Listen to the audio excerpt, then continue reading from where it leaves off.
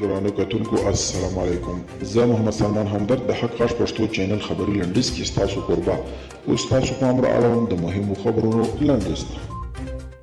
طالبان ذبیح الله مجاهد وایي چې د دوحې له تړون وروسته پر امریکایي ځواکونو برید نه کېدل دا څرګندوي چې طالبان خپلې ژمنې عملي کړي دي. هغه دغه راز پر امریکا هم غږ کړی دی چې دوحې تړون دې عملي کړي. مجاهد وایي کله که موږ له داخلي جهاتونو سره هم نتیجې ته ورسیږو همداسې به تعهد عملي کوو.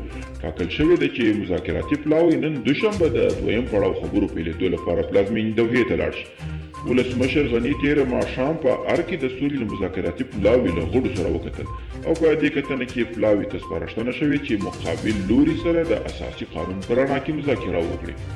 امریکا وایي د ایران د څارلو لپاره به یې د سترې نظامي بیړۍ په منځني ختیځ کې پرېږدي.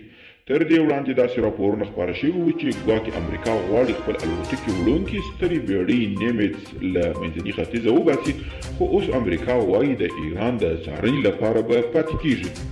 د تاریخي او فرهنګي میراثونو د خوندیتوب د نړیوالې موسسې مشر شیرل بنارد ویلي طالبانو د خپل حکومت پر مهال د افغانستان ګڼ تاریخي او فرهنګي اثار له منځه یوړل او اوس د سولې خبرې روانې دي، نو د دې اړتیا ده چې دغه ډله د افغانستان د تاریخ او فرهنګي خوندیتابه په برخه کې خپله ژمنتیا ووښيي.